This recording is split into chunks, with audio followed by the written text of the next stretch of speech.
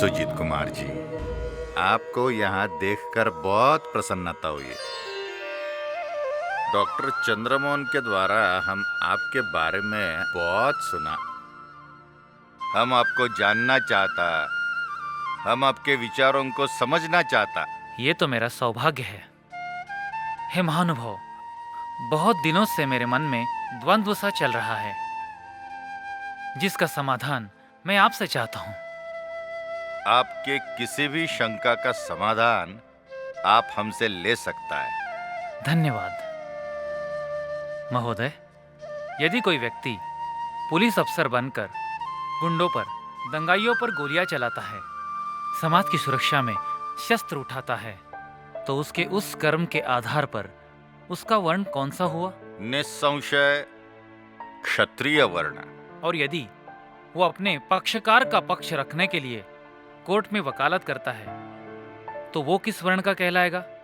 वकालत मतलब व्यापार, तो वो जरूर वैश्य वर्ण का होगा। और यदि कोई यूनिवर्सिटी में अव्वल आकर गोल्ड मेडल जीतता है, तो उसका वर्ण कौन सा हुआ? वो निश्चित रूप से ब्राह्मण वर्ण का, क्योंकि अपने बुद्धिमत्ता के बल पर वो अपना श्रेष्ठत्व सिद्ध करता है। लेकिन ये सब तुम मेरे को काय को पूछता? वो इसलिए क्योंकि ये तीनों व्यक्ति अलग अलग नहीं है, बल्कि एक ही है। यानी कि मैंने ही अपने जीवन में ये उपलब्धियां हासिल की है। वाह, अति उत्तम, अलौकिक। धन्यवाद।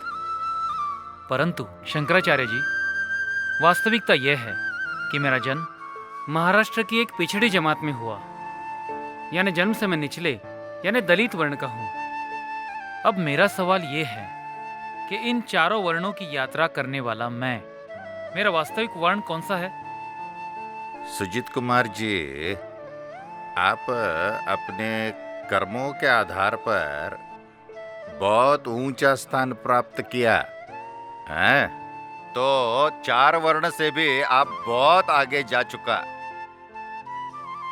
हमारे हिंदू धर्म में कर्म का बहुत महत्व रहता, इसलिए शास्त्र के आधार से कोई भी व्यक्ति अपने कर्म से अपने वर्ण में बदलाव ला सकता।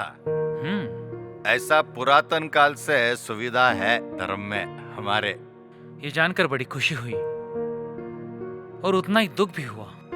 दुख? काय का दुख? क्योंकि ये सुविधा अगर डॉक्टर बाबा साहेब आम्बेडकर जैसे महान पुरुष को दी जाती, तो उन्हें हिंदू धर्म छोड़ना नहीं पड़ता। उन्हें क्या, और लाखों दलितों को जिन्होंने बुद्धिज्म अपनाया, उन्हें क्या? उन्हें बस हिंदू धर्म में एक सम्मान का स्थान चाहिए था, जो उन्हें नहीं मिला। अगर हमारा हिंदू धर्म कर्म को जन्म से ज्यादा श्रेष्ठ मानता है, तो फिर भी आज क्यों लाखों करोड़ों दलितों को पिछड़ा माना जाता है, निचला दर्जा दिया जाता है? क्यों उन पे जुल्म और अत्याचार किया जाता है? और ये कब तक चलेगा?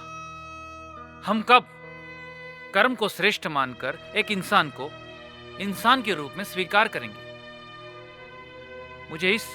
मुझे इन सभी सवालों का जवाब चाहिए। हम आपके विचारों का बहुत आदर करता।